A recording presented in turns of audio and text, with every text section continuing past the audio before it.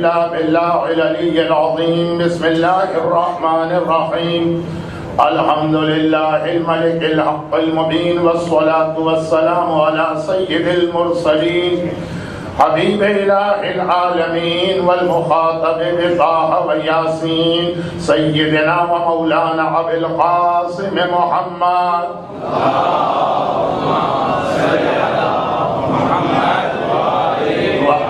وآله الطيبين الطاهرين المعصومين المظلومين، سيما الإمام المنتظر والحجة الثاني عشر، اللهم عجل له الفرج ولعنة الله على أعدائهم أجمعين.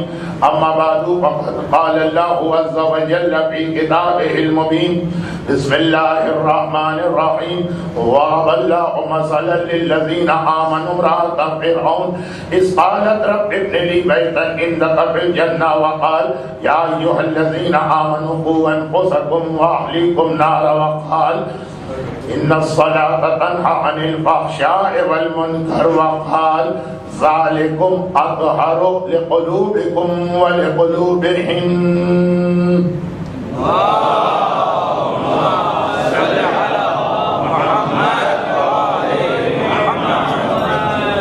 صاحبان ایمان کے لیے اللہ فرعون کی عورت کی مثال پیش کرتا ہے جب وہ کہہ رہی ہے کہ اے خدا میرے لیے گھر بنا دے لیکن اپنے پاس جنت ہے. یہ سورہ تحریم کی آیت، اور اسی سورہ تحریم کی دوسری آیت جو درمیانے سورے میں ہے: اے ایمان لانے والوں اپنے آپ کو بھی جہنم سے بچاؤ اور اپنے گھر والوں کو بھی. اور کل رات کی مجلس جہاں پہ پہنچی تھی اس کی وضاحت کے لیے دو اور آیت، ایک سورہ عنکبوت کی: اقیم الصلاۃ، نماز قائم کرو. یقیناً یہ نماز ہے جو بے حیائی اور گناہوں سے روکتی ہے، کہ کل رات کی مجلس کا آخری حصہ. اور چوتھی اور آخری آیت جس کی تلاوت خطبے کے شروع میں کی گئی، سورہ احزاب کی آیت.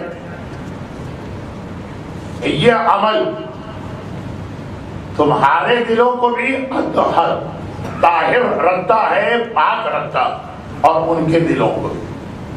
بلکہ اسے پہلے جو حکم آیا جس کی وجہ سے قرآن نے یہ کہا اس کی بھی تلاوت شروع ہی میں کر دی جائے: وَإِذَا سَأَلْتُمُوهُنَّ مَتَاعًا فَاسْأَلُوهُنَّ مِنْ وَرَاءِ حِجَابٍ ذَلِكُمْ أَطْهَرُ لِقُلُوبِكُمْ وَلِقُلُوبِهِمْ. جب نبی کی بیویوں سے جو تمہاری مائیں قرار دی گئی کوئی چیز مانگو تو سألتموهن من وراء حجاب، حجاب کا خیال کرنا، حجاب کے پیچھے سے ان سے گفتگو کرنا. یہ حجاب تمہارے دل کو بھی پاک رکھتا ہے اور ان کے دلوں کو بھی پاک رکھتا ہے. اب کل رات کی مجلس کا اختتام، پرسوں رات کی مجلس کا اختتام، اور میری دوسری اور تیسری مجلس کا اختتام.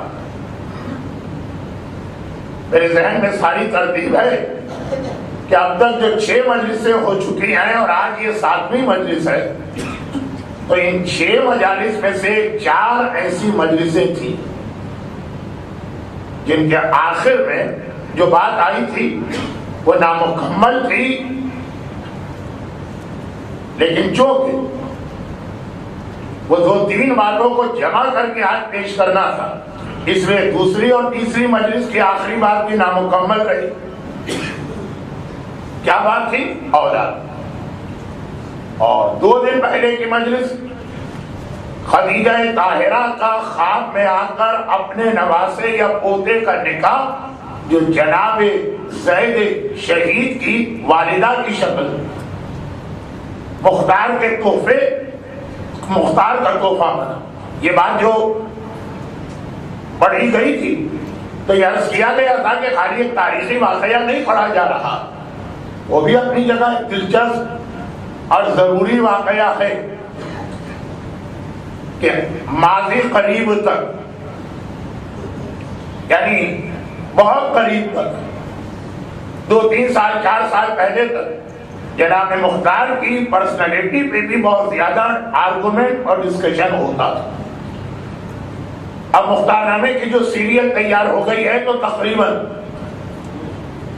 ہمارے یہاں یہ مسئلہ حل ہو گیا یا ختم ہو گیا. لیکن جب یہ بہت زیادہ بحث ہوتی تھی تو جناب مختار کی تعریف میں جو روایتیں بیان کی جاتی تھی ان میں سے یہ بھی تھی. لیکن میں نے اسے تاریخ کے پوائنٹ آف ویو سے نہیں پڑھا تھا، بلکہ جس منزل پر آج اور کل آنے والی 2 مجالس ہونے والی ہیں اس کے لیے، یہ 2 دن پہلے کی مجلس اور کل رات کی مجلس، گناہوں کو پروموٹ کیا جا رہا اور کھلا کھلا گناہ کروائے جا رہے ہیں. ماحول ایسا بنایا جا رہا کہ اگرچہ اللہ کے رسول کی وہ حدیث جو بنی اسرائیل کے بندر بن جانے والی مجلس میں نے پڑھی تھی.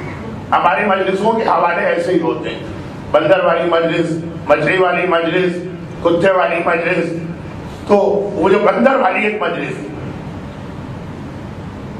اگرچہ وہ حدیث پیغمبر کے آخری زمانے کے لیے آئی تھی، لیکن اب یہ 4تھی بار شاید یہ جملہ میں پچھلے 3 دن میں عرض کر رہا ہوں. لیکن آخری زمانے کے بارے میں جتنی باتیں بتائی گئی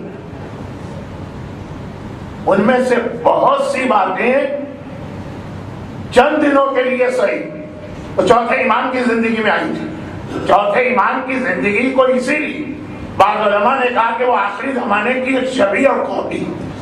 اور یہی میں عرض کرتا آ رہا تھا کہ ائمہ کے حالات میں چوتھے امام کے حالات زمانے کے امام کے حالات سے بہت میچ کرتے ہیں. بہت ہی مختصر لیکن اپنے موضوع پہ مکمل اور بہترین کتاب آیت اللہ خامنائی کی چوتھے امام کی سیاسی زندگی. ہارڈلی 70 پیجز یا 68 چوتھے امام کے حالات پر مکمل اور انڈیا اور پاکستان کے مومنین کے لیے ایک بالکل نئے انداز اور نئے حوالے سے چوتھے امام کی زندگی، اس کے اندر تفصیل کے ساتھ ایک جملے کی وضاحت ہے جو کہ میں مجلس میں اس کو نہیں پڑھ پاؤں گا. اور یہ کتاب فارسی میں بھی ہے، عربی میں بھی ہے، اردو میں بھی ہے، انگلش میں بھی ہے. تو آپ کو حوالہ دے دیا کہ اگر کسی کو شوق ہو، وہ جو جملہ مجھے اپنی مجلس میں پڑھنا ہے، وضاحت کا وقت نہیں، وہ یہ کہ بہت سارے لوگ تو ان حالات کو دیکھ کر جو رسول آخری زمانے کے لیے بتا رہے ہیں اور وہ چوتھے امام کی زندگی میں نظر آ رہے تھے، بہت سارے لوگ ان حالات کو دیکھ کر یہ سمجھ رہے تھے. اور یہاں لوگوں سے مراد عام لوگ نہیں ہیں جن کے پاس آخری امام کا عقیدہ ہے، وہ یہ سمجھ رہے تھے کہ چوتھے ہی امام زمانے کے امام ہے کہ جن کا ظہور ہوگا اور جس کے بعد دنیا سے ظلم کا خاتمہ ہوگا.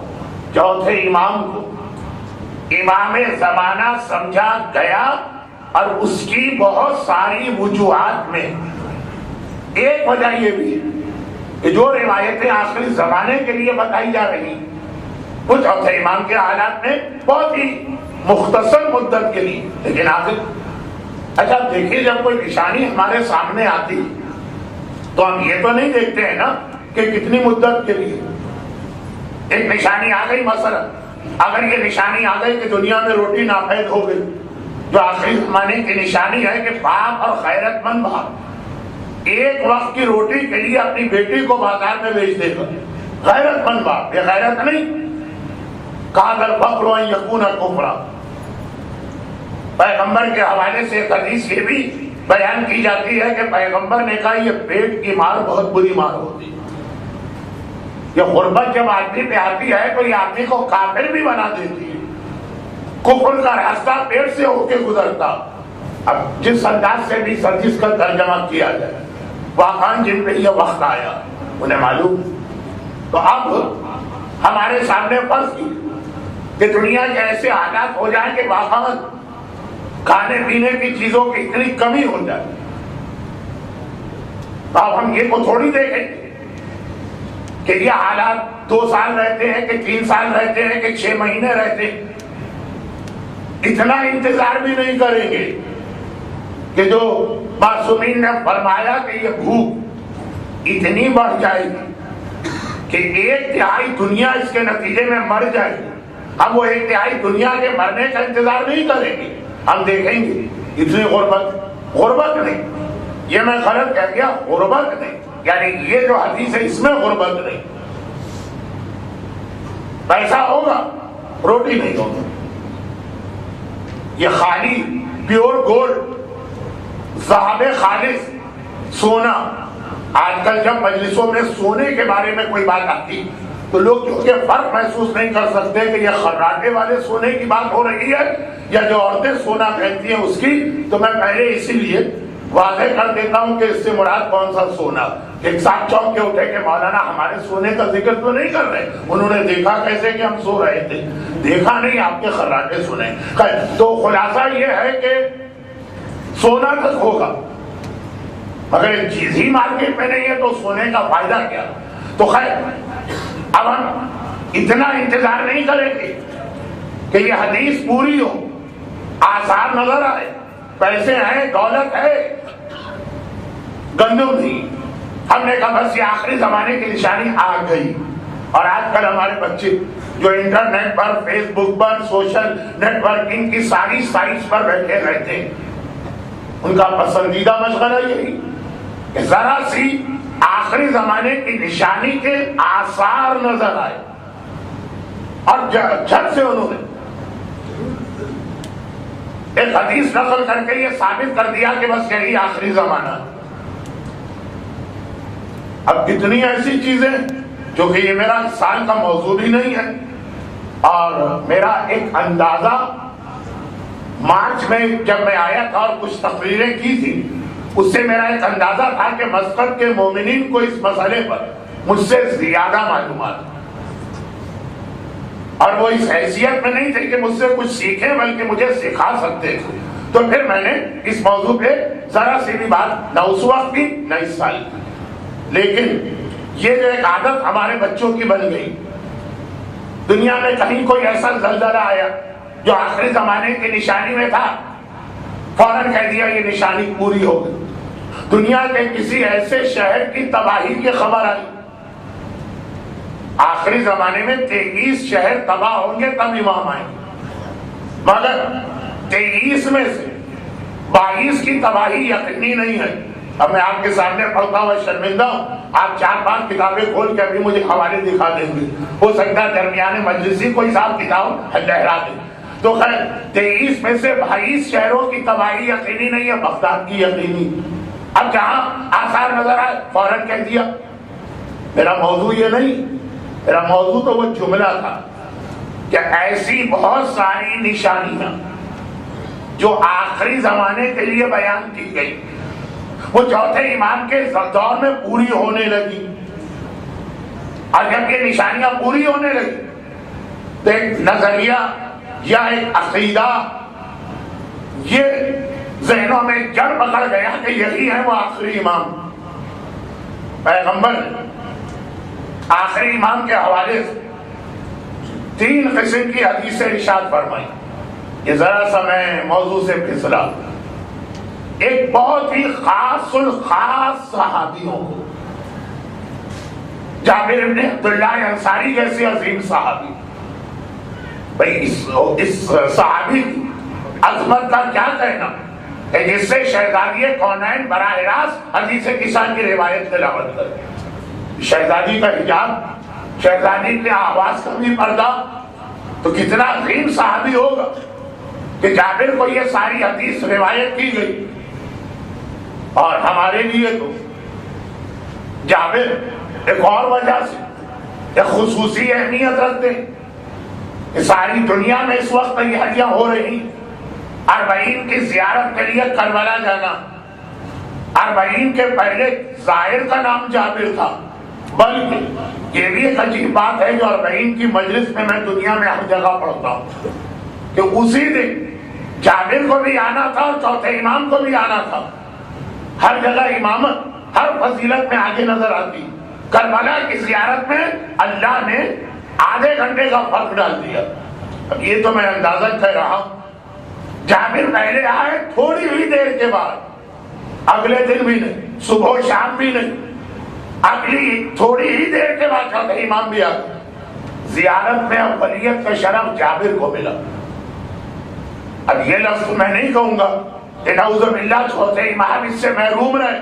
بڑی مسئلہ ہے کس کے اندر, مسئلہ ہے جو بھی ہو جابر کی فضیلت. اب جابر جیسے صحابی کو پورے 12 اماموں کے نام تک بتائیے. یہ سب کو نہیں بتائی. یہ حدیثیں سب کے لیے نہیں تھی, خاص صحابیوں کے لیے تھی.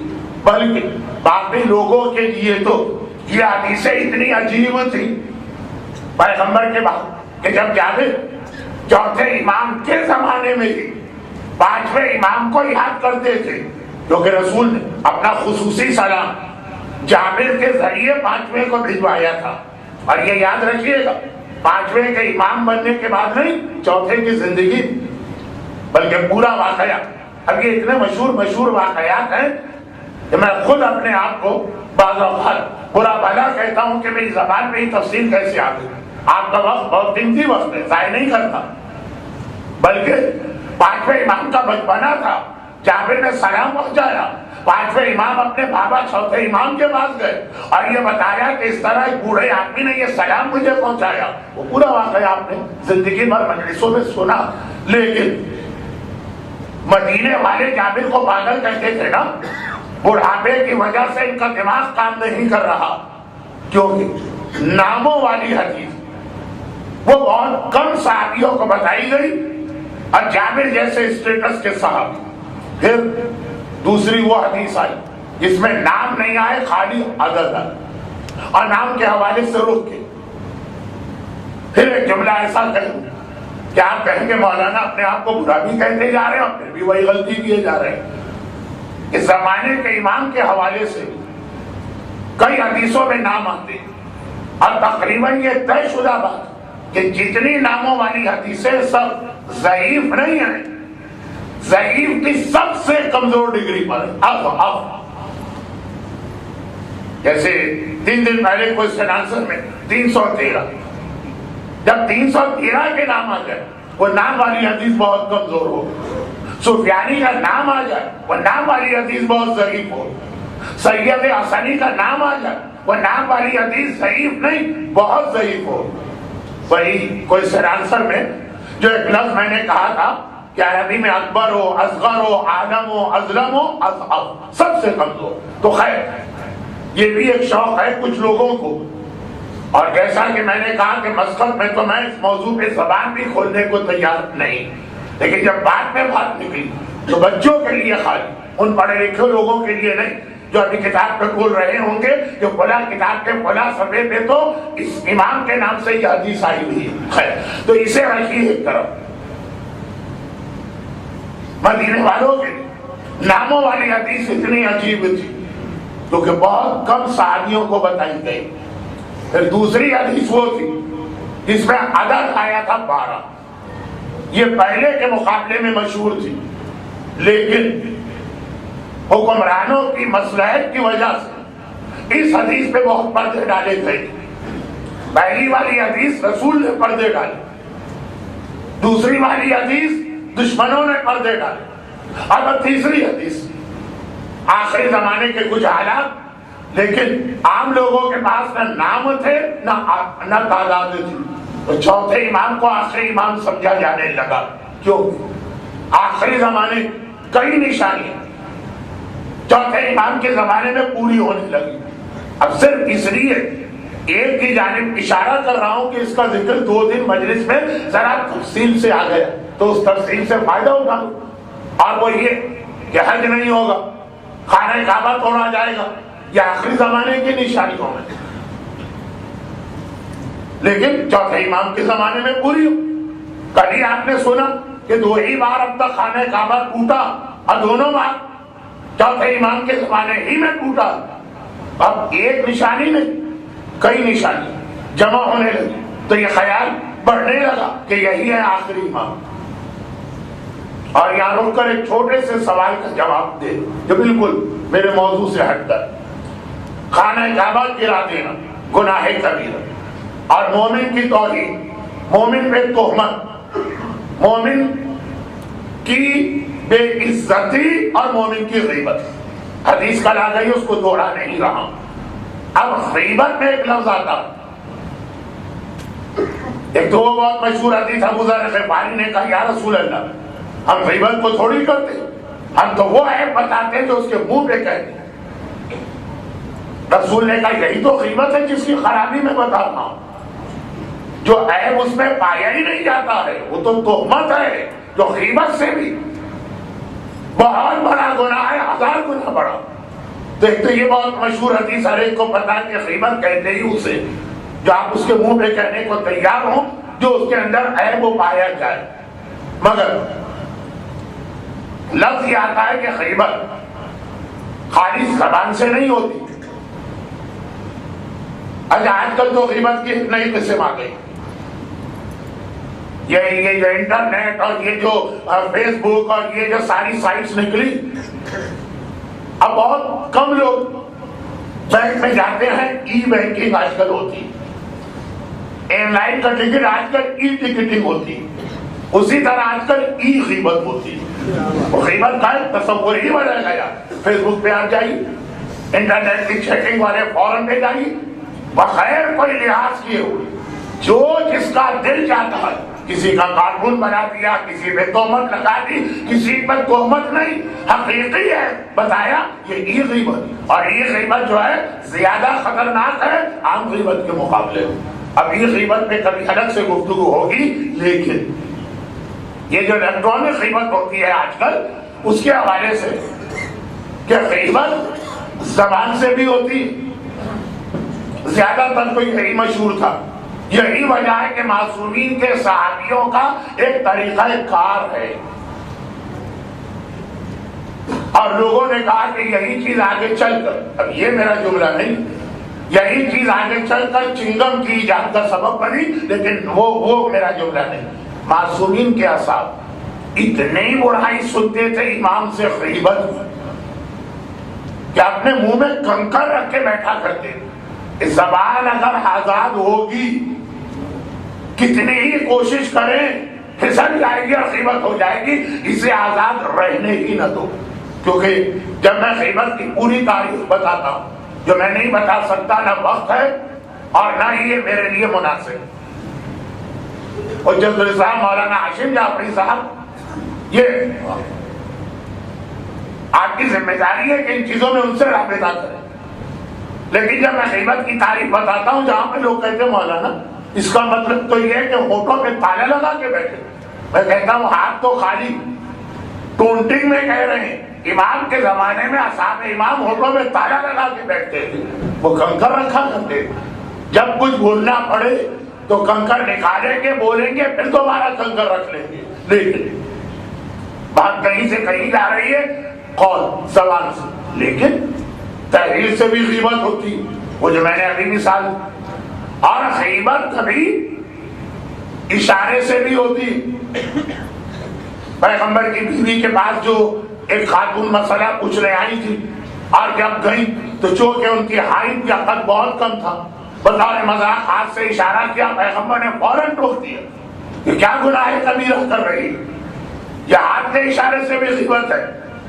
اور غیبت کبھی عمل سے بھی ہوتی، جس کی بہترین مثال علماء کی غیبت ہے. وہ جو ایک فتویٰ ہے نا کہ اگر کہیں نماز جماعت ہو رہی اور آپ اس وقت فرادہ نماز پڑھ رہے ہیں تو یہ فرادہ نماز غلط بھی ہو سکتی ہے اور یہ عمل بھی حرام ہے. عمل تو حرام ہے ہی کیونکہ اس کے اندر امام جماعت کی غیبت ہے. نہ آپ نے زبان سے کچھ کہا، نہ کوئی لکھ کے بورڈ لگایا، نہ ہی کسی کو اشارہ کیا، لیکن آپ کا عمل کہ ان کے پیچھے نماز کیوں نہیں پڑھ رہے، یہ بھی غیبت کی قسم آتی. اور یہاں پہ وہ فقہی مسئلہ آتا ہے کہ اسلام میں جو چیزیں حرام ہیں، ہر چیز سے نماز ٹوٹتی نہیں. حرام الگ چیز ہے، نماز ٹوٹنا الگ چیز ہے. لیکن یہ کچھ زیادہ ہی میں پھسل گئے. یہ خانہ خدا ٹوٹا، یہاں سے یہ لفظ نکلا، تو یہ خانہ خدا کا ٹوٹنا اور حج کا نہ ہونا یہ آخری زمانے کی نشانیاں چوتھے امام کے زمانے میں پوری ہو گئی.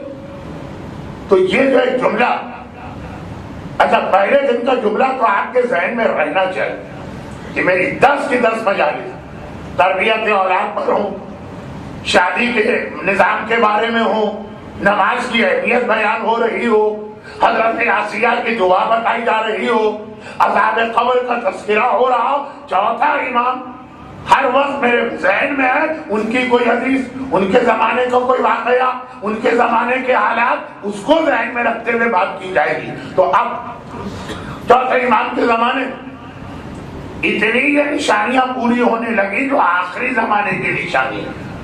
کہ میں 3 بار یہ جملہ کہہ چکا ہوں کہ چوتھے امام اور امام زمانے کے حالات ملتے چلے گئے.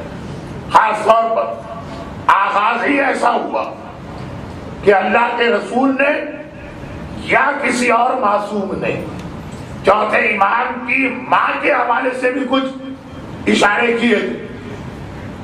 امام زمانہ کی ماں کے حوالے وہ چوتھے امام میں پورے ہو گئے. اتنی ساری میچنگ ہو گئی کہ آیت اللہ خامنائی نے اس کتاب میں پورا چیپٹر رکھا کہ کس طرح اس زمانے کے شیعوں میں یہ نظریہ عقیدے کے طور پہ پایا گیا کہ یہی آخری امام ہے اور انہی کے زمانے میں قیامت آنے والی. اور پھر اگر آپ اس کو ملا لیں اس جملے سے کہ لوگ یہ سمجھ رہے کہ اتنا بڑا گناہ جب ہوا ہے تو اللہ کیسے خاموش بیٹھ سکتا. قوم سمود نے گناہ کیا، اچانک عذاب آ گئے. قوم صالح نے گناہ کیا، اچانک یعنی وہی ایک ہی قوم عاد نے گناہ کیا، اچانک عذاب آ گئے. تو کربلا میں یزیدیوں نے اتنا بڑا گناہ کیا کہ کیسے ہو سکتا ہے کہ عذاب نہ آئے، آنے ہی والا ہے. اور اگر آنے والا ہے تو اس کا مطلب چوتھے امام کے زمانے چنانچہ یہ 8-10 الگ الگ باتیں. ان میں سے میں تو ایک بات کو لے کے چلا تھا، اتنی لمبی بات اس لیے پھیل گئی کہ ذرا سا جب زمانے کے امام کا تذکرہ آتا ہے تب بھی نہیں. یہ خیال کرنے کے باوجود کہ میں غلط شہر میں غلط مجمع کے سامنے غلط موضوع پہ بات کر رہا ہوں، یہ خیال کرنے کے باوجود اتنی بات میں کہہ گیا. لیکن اصل بات کہ اب آخری زمانے کی وہ نشانی جو بندر والی مجلس میں آئی تھی، ہمارے ایسے ہی ملیں گے، وہ کیا تھی کہ آخری زمانے گناہ اتنے پھیل جائیں گے کہ برائی کو اچھائی سمجھا جائے گا، اچھائی کو برائی سمجھا جائے گا. 2 مثالیں بھی میں نے دی.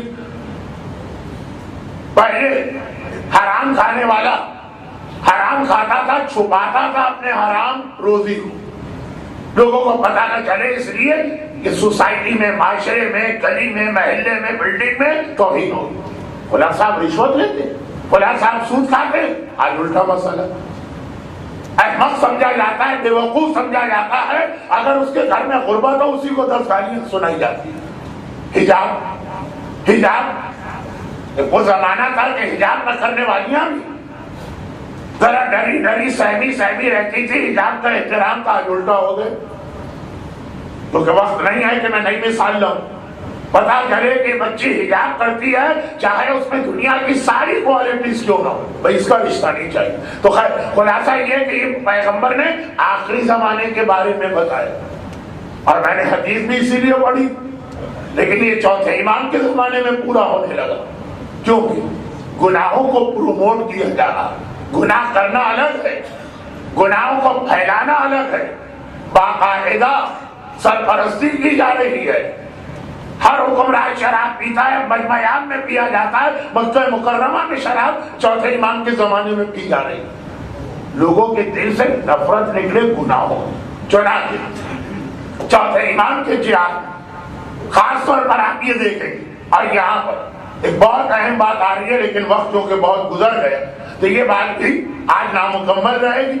اور کل مجھے کہنا پڑے گا کہ 5 مجلسوں کا آدھا میں مکمل کر رہا ہوں. آج میں نے بات کہیں سے شروع کی تھی نا، لیکن دیکھیے وہ اب تک 4 باتوں میں سے کوئی مکمل نہیں ہوئی، لیکن تیسری بات اسے اور کل کی جو بات تھی کہ آپ ایمان کو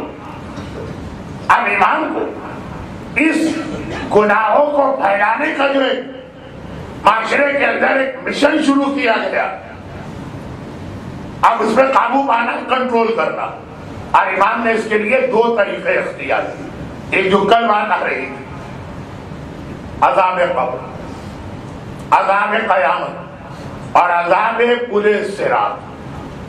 یہ چوتھے امام کے یہاں آپ کو بہت زیادہ نظر آئے گا، خاص طور پر چوتھے امام کی دعاؤں میں. اور ہر ایک کو معلوم ہے کہ چوتھے امام کی دعائیں وہ بھی تبلیغ کا ایک ذریعہ ہے. دعا تو ہے ہی، یعنی اللہ سے بات، لیکن ساتھ ساتھ مجمع کو سنانا بھی ہے.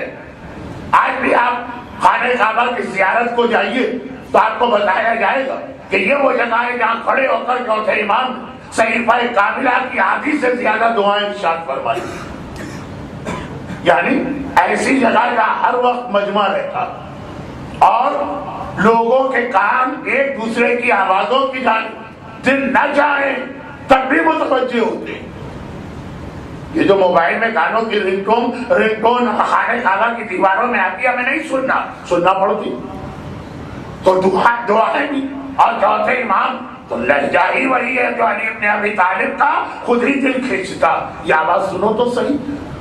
جب ایک عام آدمی، وہ نوجوان جس نے اپنے باپ کی نافرمانی کی اور اس پر فالج گرا اور وہ شل ہو گیا اور وہ خانہ خدا کے صحن میں اللہ سے دعائیں توبہ کر رہا، ایسی آواز کہ مجمع اپنا طواف چھوڑ کے اس کی جانب متوجہ ہوا. تو یہ آواز کا ایک اثر، آواز میں ایک طاقت. اور چوتھے امام اس موقع کو استعمال کر رہے ہیں تبلیغ کے لیے. لیکن کون سی تبلیغ؟ کہ جب اتنے زیادہ گناہ معاشرے میں ہوں تو اس سے کام نہیں چلے گا کہ یہ دعا پڑھو جنت میں تمہیں اتنی حوریں ملے گی. تو ویسے ہی اتنی ایکسٹرا حوریں ہیں کہ سنبھالی نہیں جا رہی ہیں، گری جا رہی ہیں. جنت میں اتنے محل ملے تو مومن پہلے ہی سمجھ بیٹھا ہے کہ جنت کی ایک پوری کالونی اللہ نے میرے نام سے بنا کے مجھے دے دی. جہاں پہلے سے ذہن میں یہ خیال ہے کہ جنت تو یقینی ہے، جنت تو ہمیں ملتے رہے گی اور محل، حوریں، نعمتیں، وہاں پہ اگر بتایا جائے کہ 2 رکعت نماز کا یہ فائدہ ہوگا، فائدہ اس سے بڑا محل میرے پاس پہلے سے موجود. وہاں پہ چوتھے امام نے عذاب کے پہلو سے یہ بھی ذرا مومن کو یاد دلاؤ. لیکن عذاب کے ساتھ ساتھ یہ بھی یاد دلایا کہ اصل چیز ہے اللہ اور رسول کی محبت. لیکن یہ بات پہ میں کل آؤں گا. آج کل کی بات کو مکمل کرنے کے چکر میں ایک اور بات نامکمل چھوڑوں گا جو کل مکمل ہوگی. لیکن جو کل والی بات تھی وہ سنو. یہ حدیث بھی چوتھے امام ہی سے مروی ہے. پہلے تو وہ ایک اور حدیث سن لیجئے جو کئی معصومین کی. فرمایا جو 4 چیزوں میں سے کسی ایک کا انکار کرتا وہ ہمارا شیعہ نہیں. 4 میں سے ایک کا. ایک تو معراج تو سب مانتے ہیں. معراج جسمانی، ہمارا جب اپنے جسم کے ساتھ آسمانوں پر گیا. جو کہتے کہ ہم نہیں مانتے اسے یہ سائنٹیفک پروف نہیں ہے اور یہ عقلاً ممکن نہیں ہے اور یہ چکر ہے اور وہ چکر ہے، وہ سب کچھ ہے شیعہ نہیں. جو منکر و نکیر کے سوال کا انکار کر دے کچھ نہیں ہوتا خبر میں. وہ بیٹھے تھے ہمارے نوجوان 3 دن تک، اور یہ بات ہے 1988 کی، اتنی پرانی. 3 دن تک بیٹھے تھے اور نوجوان، اور چوتھے دن آ کے مجلس ہی میں مجھ سے کہنے لگے. اشرا چل رہا تھا لاس اینجلس میں. مولانا آپ نے 4 دن پہلے پڑھا تھا کہ قبر میں منکر و نکیر آتے ہیں، فلاں مردے کا اسی دن انتقال ہوا تھا. ہم نے کیمرے، مائکرو فون، ساری چیزیں اس کی خبر میں لگائی. اب 4 دن تک ہم نے ہر چیز 1-1 منٹ کی 1-1 سیکنڈ کی ریکارڈنگ کی. نہ کوئی منکر نظر آیا، نہ کوئی نکیر نظر آیا، نہ کوئی سوال کی آواز آئی، نہ کوئی جواب کی آواز آئی، نہ مردے میں کوئی حرکت نظر آئی۔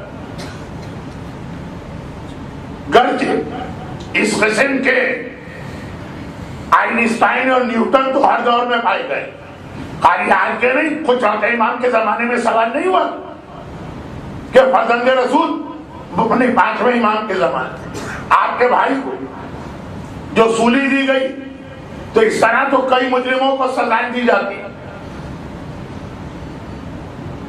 سوال ہو رہا ہے جناب زید کی شہادت کے حوالے سے، یا پانچویں یا چھٹے۔ سولی کیا ہوتی؟ مجرم کو پھانسی نہیں، مجرم کو درخت پہ لٹکا دیا، مر بھی گیا، 1 سال تک اس کا لاشا لٹکا ہوا ہے۔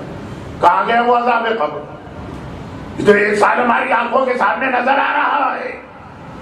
فرزند رسول وہ بڑا ہمارا ساتھی جنگل میں سے آ رہا تھا، واپسی میں شیر نے اسے کھا لیا، اس کی تو لاش ہی نہیں ملی۔ جب لاش نہیں تو فشار قبر کہاں گیا؟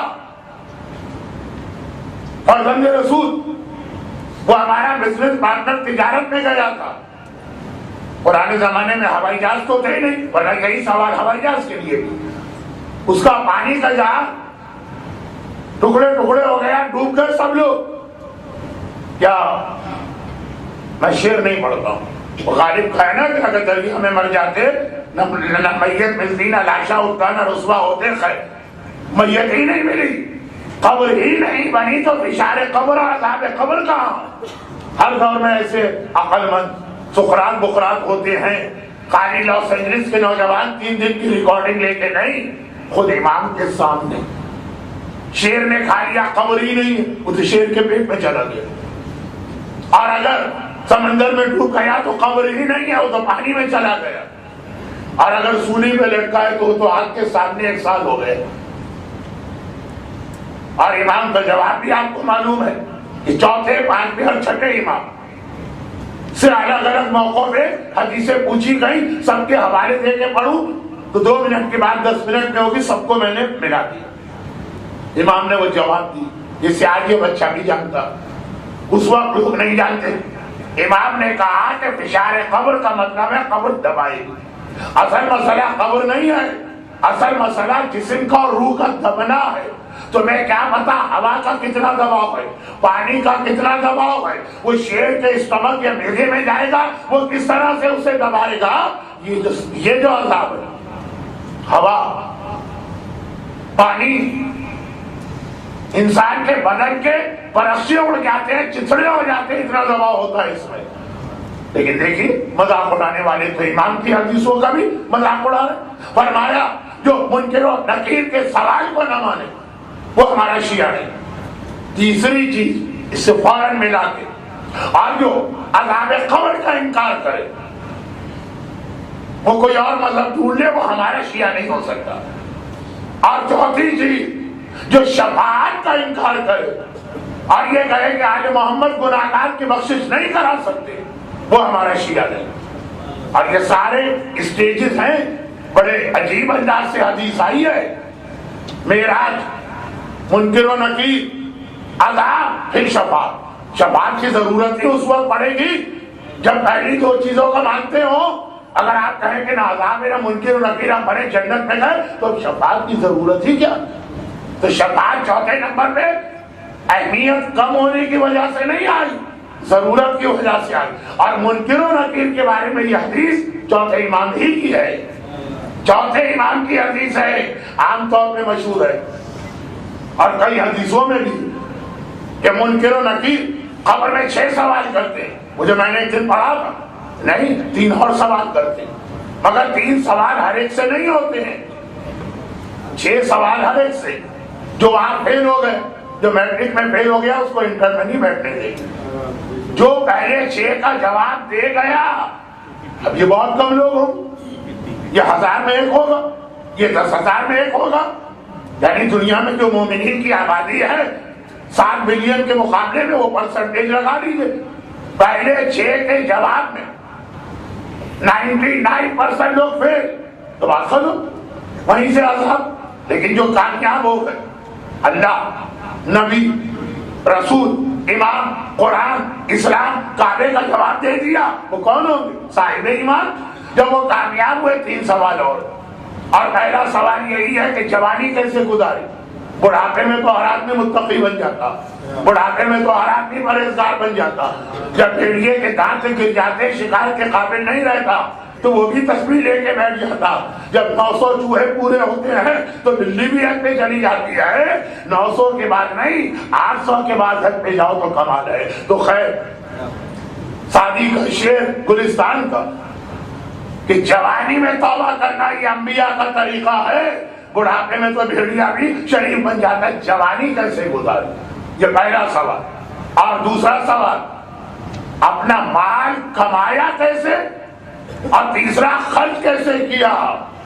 یہ گناہوں کی امام قاری برائی نہیں کر رہے، شاید یہ بھی ایک مجلس میں آیا، اسلام بڑی بوڑھیوں کی طرح کوسنے نہیں دیتا، طبیب کی طرح وجہ بھی بتاتا ہے، علاج بھی بتاتا ہے۔ گناہ زیادہ غلطیوں ہوتے، جو کربلا میں آقا حسین نے یزیدیوں کو وجہ بتائی، ایک بہت مشہور جملہ آقا حسین کا آج کل ہو گیا۔ 40 سال پہلے جب میں نے جملہ منبر میں پڑھا، قیامت آ گئی، لوگوں کو کنوینس کرنا مشکل تھا کہ آقا حسین کا خطبہ حوالے دے دے کے سمجھا کے۔ اب یہاں پہ دیکھیے بکستان نے کتنی کتابیں رکھی، اس وقت نہ انگریزی میں کتابیں تھی نہ اردو، مصیبت آ گئی تھی یہ ایک جملہ۔ اب تو الحمدللہ لقد ملئت بطونکم من الحرام، پتا ہے ہمارے ساتھ کے ساتھیوں تم میرے خلاف میدان میں کیوں آئے ہو؟ تمہارے پیٹ حرام روزی سے بھرے ہوئے، یہ حرام ہے، حرام مال جو آدمی کو گناہ پہ لے جاتا۔ شیخ بہل، عید کا دن ہے، دید و بازدید ہو رہی، اصفہان کا واقعہ میں نے کئی بار پڑھا، لیکن آخری مرتبہ جب پڑھا تھا اتنا عرصہ گزر گیا کہ یہ 4 بچے پیدا بھی نہیں ہوئے، اس وقت میں نے پڑھا۔ شیخ بہل، اصفہان، ایران کا کیپٹل، اس زمانے میں تہران سے پہلے بہت نصف جہاں، شیخ بہائی وہاں پہ بلائے گئے ہیں تبلیغ کے لیے۔ شیخ بہائی عرب ہے، جبل عامل کے رہنے والے، لبنان کا علاقہ، ساؤتھ لبنان، خاص ان کو بلایا گیا تبلیغ دین کے لیے۔ عید کا دن آیا، دوستوں کا ایک گروپ، امام کسی جگہ سفر میں گئے اپنے ساتھیوں کے ساتھ، رات کو یہ قافلہ شام کو پہنچا، اگلی صبح کو وہاں کے لوگ امام سے ملنے آئے۔ امام نے کہا کہ ہم نے 2 گھنٹے ہی میں پہچان لیا تمہارے شریف کون ہے اور تمہارے بدمعاش اور رذیل کون۔ کہا مولا آپ کے پاس علم امامت ہے؟ کہا نہیں، علم امامت سے نہیں، ہمارا قافلہ پہنچا 4 بجے مثلا شام کو، جو ہمارے قافلے کے نیک لوگ تھے وہ نیک لوگوں کی تلاش میں نکل گئے، ان کے ساتھ جا کے 3-4 گھنٹے گزار دیا، اور جو قافلے کے اندر گناہگار، فاسق، فاجر، بدمعاش ٹائپ کے تھے وہ نکلے، اپنے جیسوں کو ڈھونڈ کے ان کے ساتھ رات گزار دیا۔ کسی نئے شہر میں آپ جاتے ہیں، اگر نمازی ہیں تو پہلا سوال کرتے ہیں یہاں کوئی مسجد ہے، اور اگر جوا کھیلنے کے آتی ہے بھائی یہاں کوئی کیسینو وغیرہ ہے، کوئی ڈانس کلب ہے، تو اب امام فرماتے 2 گھنٹے میں ہمیں پتا چل گئے، ہمارے نیک لوگوں کے پاس پہنچ گئے، ڈھونڈتا ہے آدمی تو سب مل جاتا، اور ہمارے گناہگار گناہ۔ تو شیخ بہائی کے دوست، خود ایک مرجع، عالم نہیں، مجتہد نہیں، مرجع اپنے زمانے کے۔ اب یہ لوگ عید کا دن ملاقات کے لیے مختلف گھروں میں جا رہے ہیں، جو ان کا سب سے اچھا دوست تھا، یعنی بڑا متقی اور پرہیزگار، اس کو آخر میں رکھا، اس کا مکان شہر کے باہر، تو آخر میں گئے اس کے گھر پہ۔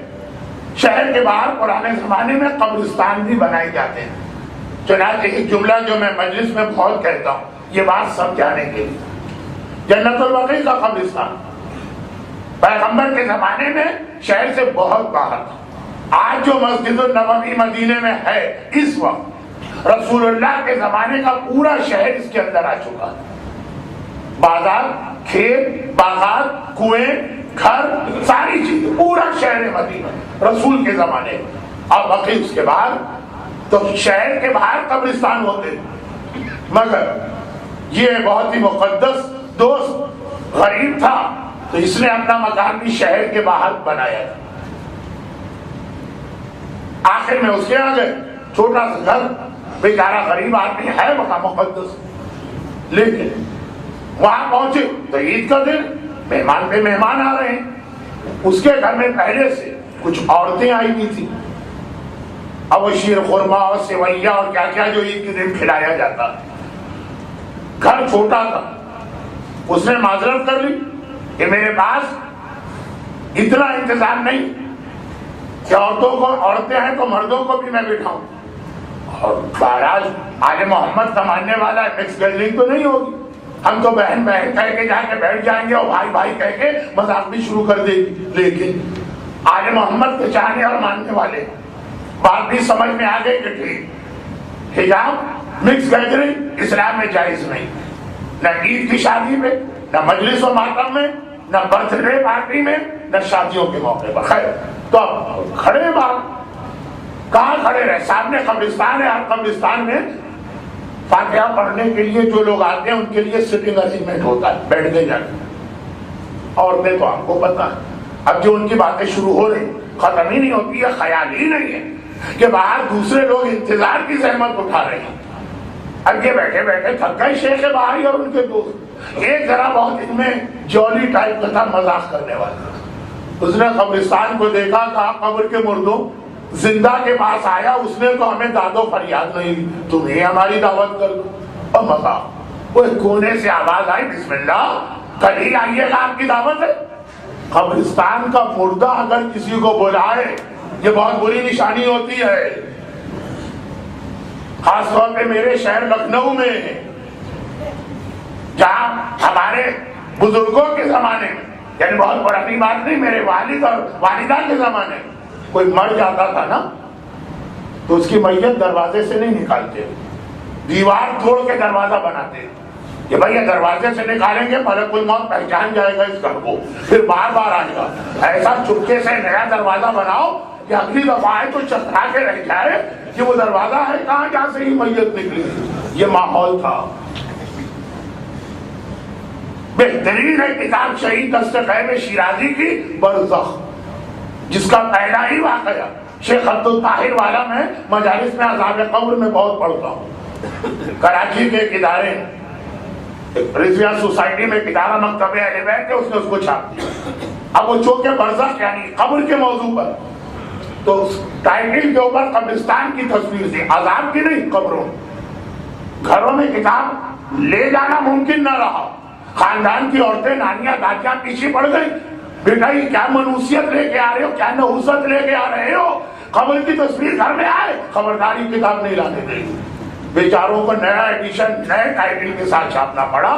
یہ بات 1857 کی جنگ آزادی سے پہلے کی نہیں، یہ ابھی کی بات. تو اتنا ڈر و خوف. لیکن مہاراج عام حالات میں یہ ڈر غلط ہو، لیکن قبر کا مردہ بلائے، کل آنا دعوت ہے، اب کہاں کی عید اور کہاں کا شیر خورما اور کہاں کی سوئیاں اور کہاں کا گھر، سب چیزیں بھول گئے. وہ گھر والے آیا، بسم اللہ، گھر خالی ہو گئے. اب کیا کھاتے؟ بہرحال گئے چکھا اور آ گئے واقعاً چکھا. چکھڑے کے نام پہ تو ہمارے یہاں پتہ نہیں لوگ کتنا کھا کھا کے اپنا وزن بڑھاتے ہیں، جس کی مثال میں آپ کے سامنے ہوں. تو خیر خلاصہ یہ ہے کہ اب یہ سارے علماء تھے، عام آدمی تو نہیں تھے. کہا کہ یہ آواز آئی ہے اور قبر کے اندر سے آئی، اور ایک نے نہیں سب نے سنی. کبھی ایسا ہے نا کان بجتے ہیں، دھوکہ ہوتا ہے، تو سب نے سنی. کوئی راز ہے، شاید ہم میں سے کسی کی موت ہے، کل بلائے. کل کون؟ کل کیا ہے؟ یاد آیا کل کی شب جمعہ. اچھا شب جمعہ بلائے. شاید ہم میں سے کسی کی موت آئے گی، اور جب یہ پتہ چل جائے تو آدمی کیا کرتا ہے؟ مصلی بچھا کے توبہ. چنانچہ ان میں سے ہر ایک مقدس عالم ہونے کے باوجود قبر سے تو ہر ایک کو ڈرنا چاہیے، اور ڈرتا ہے ہر ایک. یہ لوگ عبادتوں میں لگ گئے. اور اگلی رات شب جمعہ، چھوٹا سا شہر جہاں یہ لوگ رہتے ہیں، اس بیان کے ایک ہی محلے میں سب لوگ غلام ایک دوسرے کے گھروں میں آ جا رہے ہیں. فون تو ہے نہیں، پرانا زمانہ. خیریت، کوئی بیمار، کوئی چھینک تو نہیں آ گئی کسی کو، سر میں درد تو نہیں ہو گیا، کوئی ایسی کیفیت. آدھی سے زیادہ رات گزر گئی. پتا چلا سب مصلی پہ فٹ فاٹ، کوئی دعائے توبہ پڑھ رہا، کوئی نماز توبہ پڑھ رہا، کوئی دعائے کمیل پڑھ رہا، کہیں سے کوئی ایسی خبر نہیں آئی۔ اب یہ لوگ جمع ہو ایک گھر میں آ گئے کہ کوئی راز ہے یہاں نہیں پتا چلے، قبرستان چلو۔ آدھی رات 1 بجے کے بعد یہ قبرستان پہنچے۔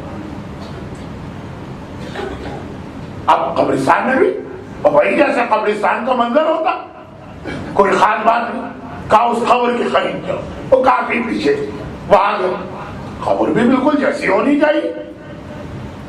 ہمت کر کے ان میں سے کسی ایک نے کہا کہ بھائی تم نے ہمیں دعوت کے لیے آج رات کو بلایا تھا، ہم آ گئے۔ اور یہ کہا اور قبر کھلی، پھٹی نہیں قبر، آہستہ سے اس طرح کھلی کہ ان کے دلوں میں ڈر نہیں آیا۔ ایک غلام باہر نکلا، کہا میرے آقا یہ پیغام بھجوایا ہے کہ انتظار کرتے کرتے ہم تھکے جا رہے ہیں اور بہت تھوڑا سا اللہ نے ہمیں وقت دیا تھا، جلدی سے آئیے۔ کہاں یہ قبر میں اتری، قبر میں اتری۔ اب جو دیکھا قبر ہی نظر نہیں آ رہی، ایک راستہ بنا۔ اور ایسے واقعات اتنے زیادہ ہیں کتابوں کو رکھیے ایک طرف۔ اب یہ واقعہ شیخ بہائی کراچی میں میرے والد میوا شاہ میں جو قبرستان ہے حیدری باغ، اس میں دفن، بہت پرانی، انتقال کو کافی عرصہ گزرا۔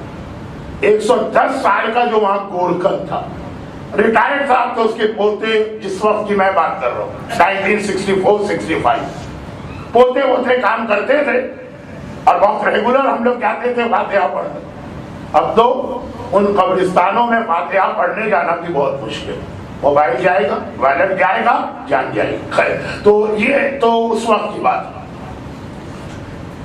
تو ایک دن اس کے پوتے نے کہا کہ ذرا دادا سے بات کریں، وہ ایک بڑا دلچسپ واقعہ سناتے ہیں۔ 110 سال کا بڈھا کنویں کے بعد بیٹھا تھا، بات شروع، اس نے قبر کی جانب اشارہ کیا اور کہا کہ آدھی رات کو میں یہاں سے گزر رہا تھا، مجھے قبر کھلی نظر آئی، قبریں تو بہت کھل جاتی ہیں، پورا ایک راستہ نظر آیا۔ اور پھر جو اس نے واقعہ سنایا وہ اتنا زیادہ میچنگ کر رہا تھا شیخ بھائی کے واقعے، وہ تو کہہ رہے میں خود ہو گیا ہے۔ اور جو تفصیلات بتا رہا، جاہل مطلقہ، کلمہ بھی اسے پڑھنا نہیں آتا، ہے مسلمان کیونکہ پیدا مسلمان گھر میں ہوئے۔ تو واقعات بہت ہیں ایسے، لیکن میں گورکھن کے واقعے کے مقابلے مرجع وقت شیخ بھائی کے واقعے کو ترجیح دیتا ہوں، راوی کی اہمیت کی وجہ سے۔ کہہ رہے ہم لوگ اترے، قبر ہی نہیں ہے تو راستہ بنا، اور بہترین راستہ، دائیں بائیں شاندار محل، بہترین باغ، پھل پھول، پرندے، وہ ساری چیزیں نظر آ رہی ہیں، جس کے لیے قالت رب ابن لی بیتا عندک فی الجنہ، آسیہ ہاتھ اٹھا اٹھا کے دعا کر رہی تھی، جس جنت کی وہ نظر آ رہی، گرچہ یہ اصلی جنت نہیں، کیا کوئی جھالی اور 2 نمبر کی جنت بھی ہوتی ہے؟ نہیں، قیامت سے پہلے اللہ نیک لوگوں کو جہاں جگہ دیتا ہے وہ جنت نہیں ہے، وادی السلام، جنت کی ایک چھوٹی سی اسمال اسکیل پہ جنت کی ایک کاپی۔ جنت تو خیر چیز ہی کچھ اور، وہ قیامت سے پہلے کسی کو نہیں ملے گی، نہ جنت نہ جہنم، تو خیر داخل ہوئے، یہی بہت ہے، جنت تو بہت بڑی بات ہے، یہی مل جائے بہت ہے۔ اب ٹہلتے ہوئے جا رہے ہیں، مزہ لیتے ہوئے جا رہے ہیں، آخر میں بہت ہی خوبصورت محل نظر آئے۔ آسیہ نے کہا قالت رب ابن لی بیتا عندک فی الجنہ، اے اللہ جنت میں گھر بنا۔ اب ہم کہیں گے کہ ہمارے لیے گھر بنا، جواب آئے گا گھر اس طرح بنتا، پہلے دیکھو نیکی کیا ہے۔ اندر داخل ہوئے تو بہت شاندار محل، اور ایک بہت ہی خوبصورت نوجوان، سونے کا تاج پہنے ہوئے، شاہی لباس پہنے ہوئے، ہاتھ میں سونے کی انگوٹھیاں۔ اب جیسا کہ میں نے کہا کہ اعتراض کرنے والے تو مجلس میں ہوتے، مولانا پکڑ لیا آپ کو یہ واقعہ جھوٹا ہے، کیسے پتا چلا تھا سونے کی انگوٹھی تو حرام ہے؟ جی نہیں، امام معصوم سے راوی نے پوچھا مولا میرا بہت دل چاہتا ہے سونے کی انگوٹھی پہننے کے لیے، کہا کہ دنیا میں پہنے گا اللہ اسے آخرت میں محروم کرے گا، جو دنیا میں مرضی خدا کے لیے اسے اپنے آپ پہ آرام کرے گا اللہ آخرت میں اسے سونے کے زیورات پہنائے گا۔ آپ کو سونے کے زیورات قبر اور قیامت میں ملیں گے، یہ نہیں پکڑا آپ نے مجھے، آپ پکڑ میں آ گئے. خیر وہ تو ایک الگ بات تھی. بہترین لباس، خوبصورت نوجوان، سونے کا تاج، سونے کی انگوٹھیاں، شاہی لباس، مسکرا مسکرا کے ہر ایک کو گلے سے لگائے. بہت دیر سے میں آپ کا انتظار کر رہا ہوں. سارے شام یعنی مغرب ہوتے ہی کھانا کھایا جاتا ہے اسلام میں. اب آئے آپ لوگ، میں تو مایوس ہو گیا. آئیے بسم اللہ. لے جا کے محل کے بڑے کمرے میں بٹھایا، شاندار دسترخوان اور نعمتیں، کھانا شروع کیا.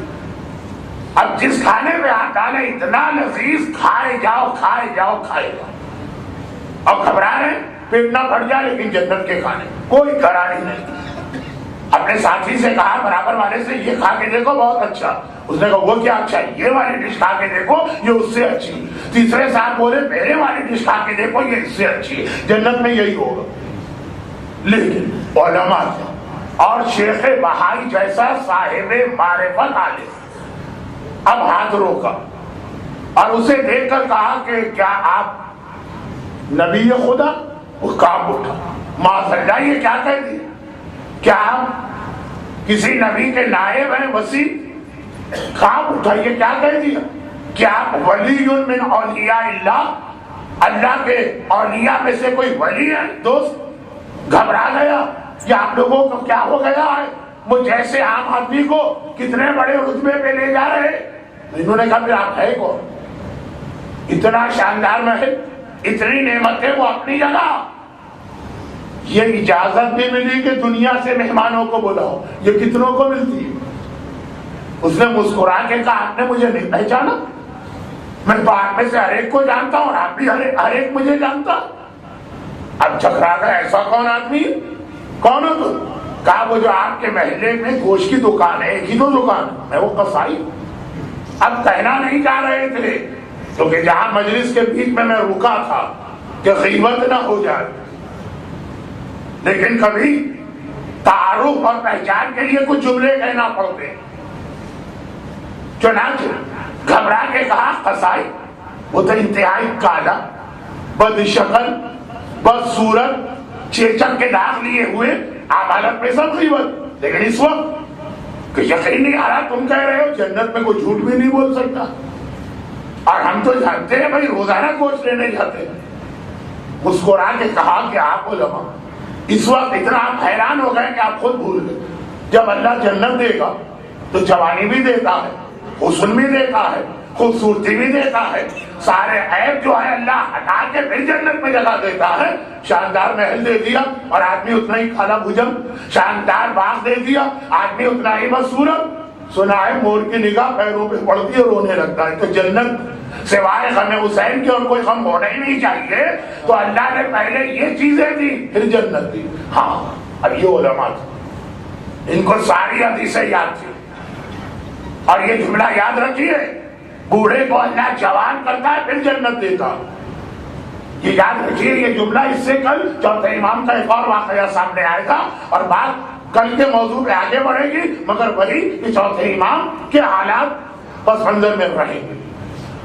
اب یہ لوگ علماء اطمینان یاد آ گئے. حیرت کی وجہ سے ذہن کام نہیں کر رہا تھا، یاد آ گیا ہاں یہ بات تو صحیح. تو پھر یہ بتاؤ، نبی نہیں، وسیع نہیں، ولی نہیں، قصائی، اچھا کوئی عالم بھی نہیں، پتہ چل گئے قصائی. اتنا بڑا رتبہ اللہ نے کیسے دیا کہ ہم لوگ تیرے رتبے کو دیکھ کر رش کر رہے ہیں. کہا کہ جب میں مرا تو مجھ کو یہ بتایا گیا کہ باقی نیکیوں کا حساب کتاب تو قیامت کے دن. 2 نیکیاں میری ایسی کہ جو یہ 2 نیکیاں کرتا اللہ اپنے آپ پہ لازم کر لیتا ہے. اللہ اپنے آپ پہ لازم کر لیتا کہ مرتے ہی اسے پھر فوراً جنت دی جائے. اب ایک جملہ اور یاد رکھیے گا، اسی پہ واقعہ ختم ہو کے اس کی وضاحت کر آئی. چاہے وہ کتنا ہی بڑا گناہگار کیوں نہ ہو، اگر یہ 2 نیکیاں، نمبر 1 میں نے نماز کبھی قضا ہونے نہیں.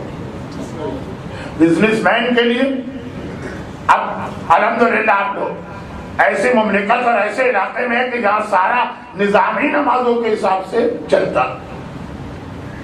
لیکن آپ میں سے بہت سے لوگ یہ 2 نیشنل کیا رکھتے ہیں میں جانتا ہوں، یا باہر آتے جاتے ہیں، کتنا مشکل ہوتا. ساری زندگی ایک نماز میں نے کبھی قضا ہونے نہ دی. 2 مجلسوں میں نماز کا موضوع آیا تھا، چوتھے امام کے حالات میں قمیص کا جملہ آیا تھا، 30 سال بستر نہیں بچھایا، شہادت کے مجلس میں گھر کی آگ اور بیٹے کے کنویں میں گرنے. لیکن وہ تو حکم تھا، اب جزا دیکھیے، ریوارڈ، نتیجہ. کہا کہ اتنا باقاعدہ نمازی اللہ نے اپنے آپ میں لازم کر دیا، مرتے ہی اسے جنت دی جاتی. اور دوسرا، میں نے کاروبار میں کبھی فراڈ اور دھوکہ نہیں کیا. قصائی کے کاروبار میں بڑی گنجائش ہوتی ہے. اب میں پاکستان کی بات کر رہا ہوں، بوڑھا جانور، بیمار جانور، مرا ہوا جانور، اچھا گوشت دکھا کے خراب گوشت، چھیچڑے باندھ دینا، بکرے کے نام پہ کتا کھلا دینا. تو خیر غرض یہ کہ اس پروفیشن میں بڑی گنجائش ہوتی ہے. فراڈ اور چیٹنگ. کہا کہ میں کبھی اپنا نقصان بھی کیا لیکن کبھی بھی کسی گاہک کے ساتھ فراڈ نہیں کیا. اللہ نے کہا جو حلال کمانے والا تاجر ہوتا میرے اوپر لازم ہے کہ مرتے ہی اسے جنت دوں، اور اصلی جنت میں بھی وہ انبیاء کے رتبے میں ہوگا. القاد علی عیالہ کالمجاہد فی سبیل اللہ. اپنے گھر والوں کے لیے حلال روزی کی کوشش کرنے والا راہ خدا کے مجاہد کی طرح. مولا کہتے ہیں یزیدیوں لقد ملئت بطونکم من الحرام، تمہارے پیٹ حرام سے بھرے. تم جوانان جنت کے سردار کے خلاف میدان میں آتے، اور جس نے اپنے پیٹ کو حرام سے بچایا، اپنے نہیں. یا ایھا الذین آمنوا قوا انفسکم واہلیکم، اے ایمان لانے والوں اپنے اور اپنے اولاد اور گھر والوں کو آگ سے بچانا. جس نے اپنے اور اپنے گھر والوں کو حرام پیسے سے بچایا، اللہ نے لازم کیا اس پہ جنت. چاہے وہ شرابی ہو، چاہے وہ، اب میں دوسرا بڑے گناہ کا نام زبان میں لانا نہیں چاہتا، حرام کاری کرتا ہوں، چاہے وہ اور بڑے گناہ کرتا ہوں، ہاں یہ اللہ نے لازم کیا. یہ تو بہت عجیب بات ہے، بس سن لیجئے آج بات. یہ پیغام تو مکمل ہو گئے. اگلا ٹکڑا جو ہے، نہیں چلے آج ہی مکمل کر لیتا ہوں، اگر 3 منٹ آگے ہو گئے، لیکن چلیں تھوڑے سے مسائل آج مختصر ہوں گے. 20ویں کی مجلس قریب آ رہی ہے، دل کھول کے ہم روئیں گے اور رلائیں گے.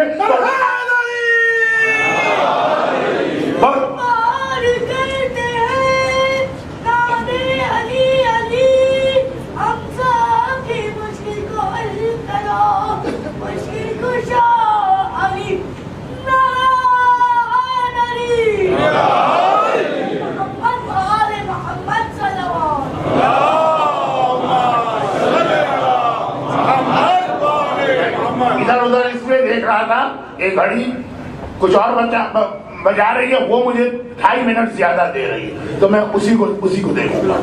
تو خلاصہ یہ کہ اطمینان ہوا، یہ 2 نیکیوں کا ثواب. حرام کے اعتبار سے ایک جملہ میں کہتا ہوں، خالی نہیں تفسیر میں نہیں جاؤں گا، اس میں بہت میں پھسلوں گا. کل 40 سالہ میری ممبر کی جو زندگی، اپنی ایکچوئل ایج نہیں بتاؤں گا، 40 سالہ جو میری ممبر کی زندگی، ایک حرام میں نے ایسا دیکھا کہ ایک کیس مجھے اب تک نظر نہیں آیا جس نے اپنے آپ کو اس حرام سے بچایا. بہت بڑی بات میں کہی ہے. وہ پیٹ میں حرام جانے کی بات جو آقا حسین کا جملہ بھی ہے، خرابیوں کے اعتبار سے کہ یزیدی بن جاتے ہو، اور اس قصائی کا جملہ بھی ہے اجر کے اعتبار سے. ایک ایسا حرام میں نے دیکھا، ایک خاندان مجھے ایسا نظر نہیں آیا جو اس سے بچ سکا. وہ بات کل ہو، اب بہت کم وقت رہ گیا. یہ واقعات تو کہ پورا کرنا. ان لوگوں نے اب ذرا جوش کم ہوا، ان علماء کا آ کے کھانا کھایا، باتیں کی.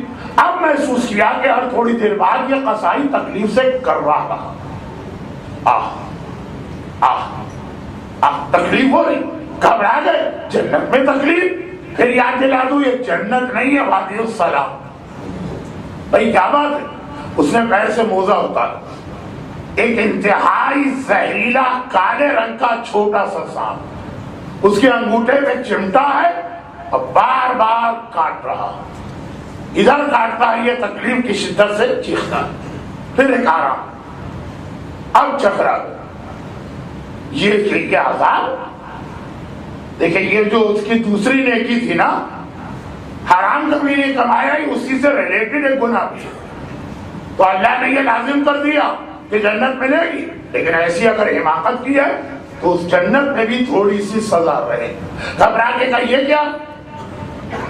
کہا کہ پرانا زمانہ، گھروں میں چولہے، نہ گیس ہوتی تھی، نہ الیکٹرک ہوتا تھا، نہ مٹی کا تیل ہوتا تھا، لکڑیاں جلتی تھی، تو ہر بازار میں لکڑی والے کی دکان ہوتی تھی۔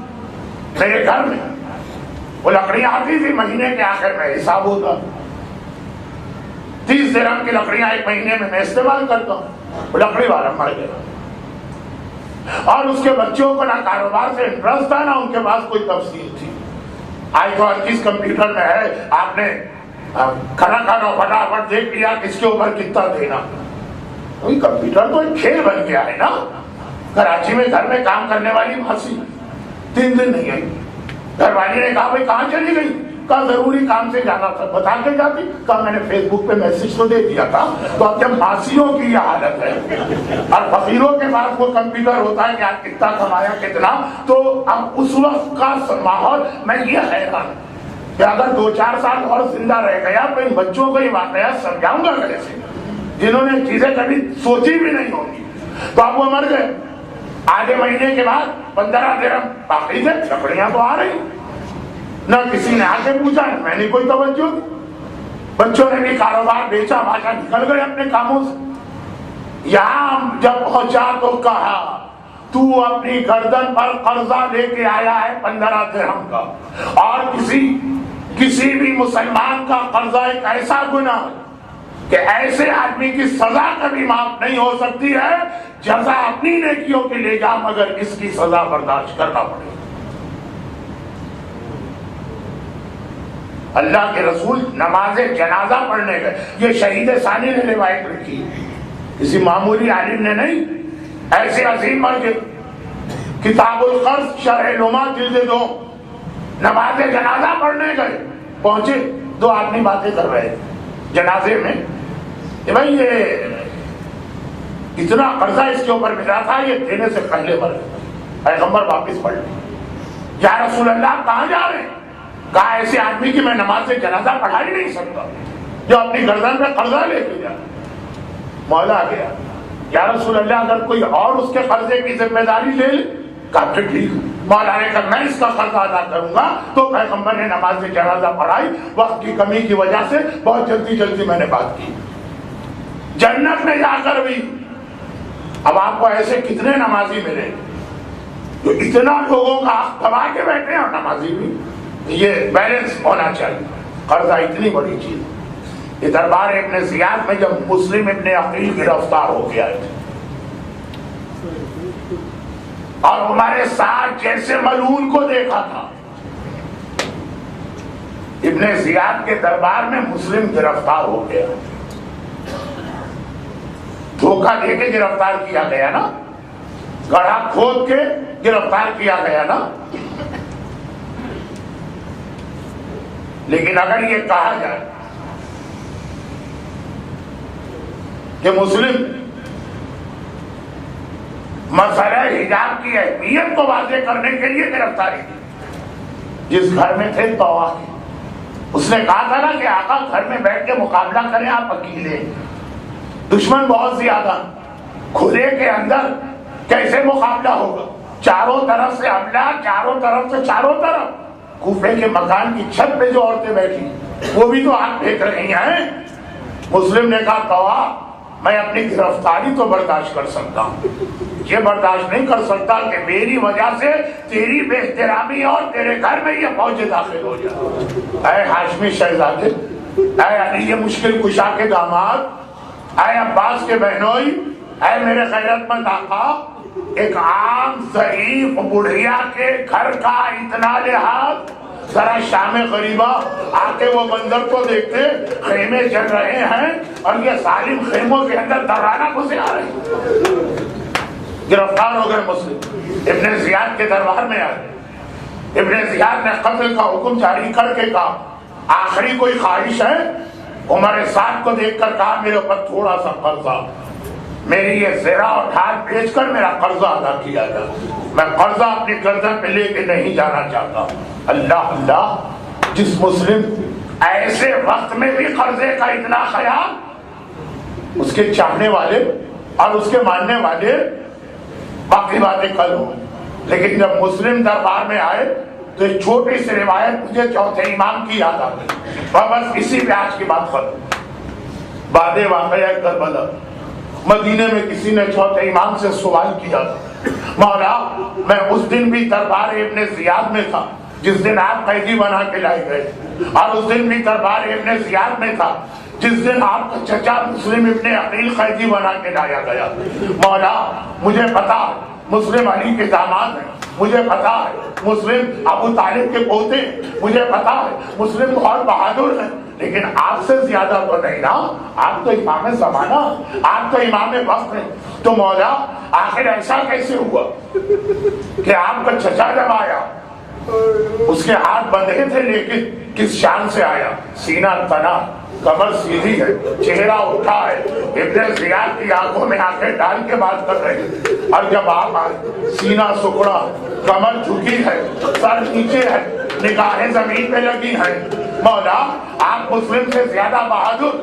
ارے میرا چوتھا امام چیخے مار کے رونے لگا، سوال کرنے والے تو نے سوال نہیں کیا، میرے کلیجے میں برچی مار دی، تو نے خالی کے دیکھا میرا چچا سینہ تان کے آیا، کمر سیدھا کر کے آیا، اور میری نگاہیں زمین پر ہے، مگر یہ خیال نہ کیا میرا چچا اکیلا آیا، میرا چچا تنہا آیا۔ لیکن آج جب میں ابن زیاد کے دربار میں پہنچا، محمد کی نواسیاں، علی اور فاطمہ کی بیٹیاں، آئے میری پھوپھیاں، ننگے سر بے مقنا چادر میرے ساتھ، اجرکم اللہ۔ خدا بندہ میرے مظلوم، چوتھے امام کے مصائب کا واسطہ، امام کی جو چاہنے اور ماننے والے اور امام کی جو چاہنے اور ماننے والی آج کے مجلس میں ہیں، ان کے اس کے لیے کا واسطہ، ان کو، ان کے گھروں کو، گھر والوں کو، اولادوں کو، روزی کے ذرائع کو دنیا اور آخرت کی ہر پریشانی سے محفوظ فرما، ان کی ساری حاجتیں قبول فرما، خاص طور پر ہر مومن اور مومنہ کو اولاد کے صدمے سے محفوظ فرما، ہمارے مرحومین کی مغفرت فرما، بیماروں کو شفاء کاملہ عطا فرما، پروردگارا صاحبان ایمان کے رزق حلال میں برکتیں عطا فرما، اور ان مظالم کے انتقام کے لیے اپنی آخری حجت وارث معصومین امام زمانہ کے ظہور میں تعجیل فرما۔ آج دعائے صحت کی بھی التماس آئی ہے اور سورہ فاتحہ بھی۔ یہ دعائے صحت، حسن باقر اسپتال میں داخل ہے، شہنواز اسپتال میں داخل ہے، شہاب رضوی آٹھی بائی پاس کا آپریشن ہوا ہے، ایک مومن دبئی میں انتہائی بیمار ہے، کچھ اور بیمار صاحبان ایمان، بہت سارے یہ حالیہ واقعات جو ہوئے اس کے زخمی، خدا بندہ بیمار یہ سید الساجدین کا واسطہ ان سب کو شفاء کاملہ عطا فرما۔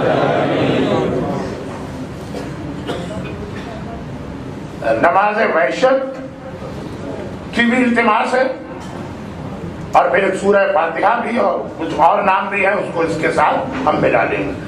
نماز وحشت حاجی موسیٰ شعبان داؤد سید مہدی بلگرا، یہ نماز وحشت پڑھیے گا، اور ایک سورہ فاتحہ مرحوم حاجی موسیٰ شعبان داؤد سید مہدی بلگرامی، شہید پروفیسر صفد جعفر، سید غلام عباس، مرحومہ سیدہ شمیم زہرا، سیدہ رومانہ خاتون، سید اقبال رضا، سید گلزار احمد، سیدہ خاتون، سیدہ ام اسد، جو لوگ آج کی مجلس میں ان کے خاندان کے تمام پر ہوں گے، کل اموات مومنین و مومنات فاتحہ۔ بسم اللہ الرحمن الرحیم، الحمدللہ رب العالمین، الرحمن الرحیم، مالک یوم الدین، ایاک نعبد و ایاک نستعین، اهدنا الصراط المستقیم، صراط الذین انعمت علیہم غیر المغضوب علیہم ولا الضالین۔ ماتم حسین